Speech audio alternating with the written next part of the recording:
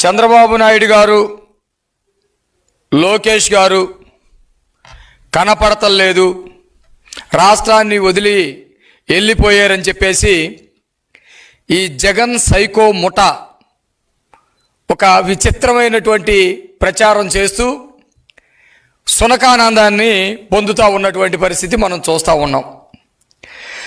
జగన్మోహన్ రెడ్డి చంద్రబాబు నాయుడు గారి మీద కానీ, లోకేష్ గారి మీద కానీ, పవన్ కళ్యాణ్ గారి మీద కానీ చేసేటువంటి ఆరోపణలు, ప్రచారాలు కేవలం అతన్ని తిప్పికొట్టుకోవడానికి ఉపయోగపడుతున్నాయి తప్ప వీళ్ళ దరిదాపు కూడా వీటికి సంబంధించినటువంటి ఏవి కూడా రావట్లేదనే సంగతి గుర్తుపెట్టుకోవాలి.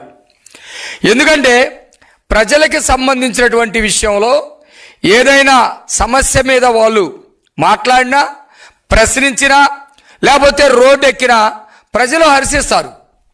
కానీ జగన్మోహన్ రెడ్డి వాళ్ళ బృందం అంతా కూడా అబద్ధపు ప్రచారాలు, తప్పుడు పద్ధతిలో వెళ్ళటం, రప్ప నరికేస్తామని చెప్పటం, లేకపోతే వ్యక్తిగతమైనటువంటి దోషణలు, వాళ్ళకి ఆరోగ్యం బాగాలేదు, వీడికి భార్య బాగాలేదు, వాడికి పిల్లలు బాగాలేదని వ్యక్తిగతమైనటువంటి దోషణలు చేస్తూ ఉన్నారు. వీటిని ప్రజలు పట్టించుకోరు అనే సంగతి ఈ సైకో బ్యాచ్ గుర్తుపెట్టుకుంటే బాగుంటుందని సందర్భంగా తెలియజేస్తూ ఉన్నాం. సంవత్సరానికి 365 రోజులుంటే 365 రోజులు రాష్ట్రం కోసం, రాష్ట్ర సంక్షేమం కోసం కష్టపడేటువంటి మనస్తత్వం ఉన్నటువంటి వ్యక్తి చంద్రబాబు నాయుడు గారు. తన 75 సంవత్సరాల వయసులో కూడా ప్రతిరోజు 18 గంటలు కష్టపడతా ఉన్నటువంటి వ్యక్తి ఈరోజు చంద్రబాబు నాయుడు గారు అనే సంగతి అందరికీ తెలిసిందే.